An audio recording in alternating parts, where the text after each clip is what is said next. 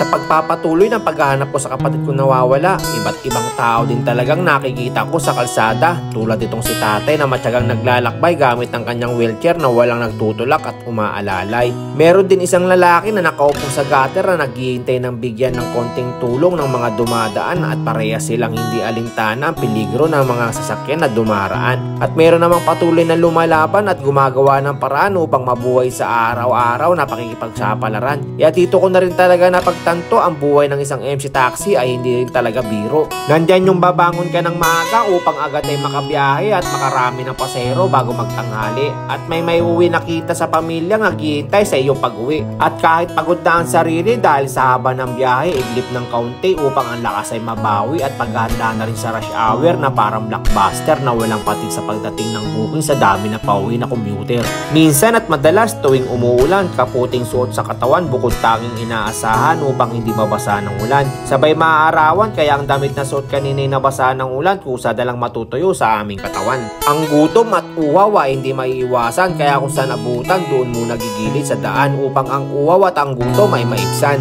Sabay dadasalan ng pagkain nasa baonan na naway bigyan niya tayo ng karagdagan lakas ng katawan at ganun din sa ating kaligtasan. Papunta man hanggang sa ating paroroonan habang tayo ay nakikipagbakbakan sa daan. At kahit malakas o matumal man ang kitaan, wag pa rin tayo makakalimot na tulungan ang mga taong nangangailangan ng tulong na ating nadadaanan. Dahil iba pa rin talaga ang ikaw ang tumutulong kaysa ikaw ang tinutulungan. Hindi man nakikita ng mata ng ilan pero nakikita yan ng ating Panginoon sa kataas-taasan ng iyong ginawang kabutihan para maging susi mo sa buhay na walang hanggan sa kalangitan.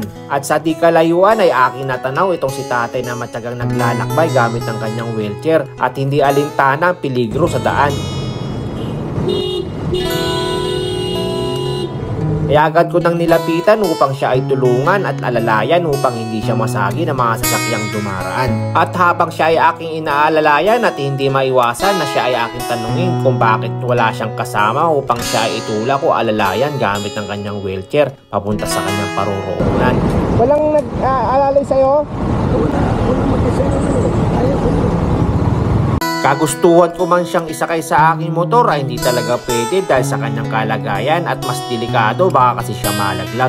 Kaya patuloy ko na lang siyang inalalayan hanggang sa madaanan namin ang mga taong naghihintay ng masasakyan pero wala man lang ni iisa sa kanila ang handang tumulong sa kanya. Kaya mas minabuti ko na lang siya na ihatid hanggang sa pupuntahan niya para masiguro ang kanyang kaligtasan. At sa di kalayuan ay agad na rin tumulong si Kuyang Guard at agad din niyang nilapitan upang alalayan si tatay. Kaya shoutout sa iyo Kuyang Guard, saludo ko sa iyo mabuting puso. At hanggang sa nagpatuloy ako sa biyahe ko at sa paghahanap sa kapatid ko nawawala, walang katapusang pagtatanong mula rush hour hanggang gabi. Tanong dito, tanong doon, hindi ako magsasawang magtanong kapatid ko hanggang sa makita kita. Hanggang sa nakita ko itong isang lalaki na nakaupo sa gutter at hindi alintana ang peligro ng mga dumaraan ng sasakyan. At habang papalapit ako sa kanya ay maigi ko siyang pinagmasdan kasi may pagkahawig din siya sa kapatid ko nawawala. Kaya kahit may pasahero ako ay hinintuan ko talaga siya upang tanungin kung ano ang pangalan niya.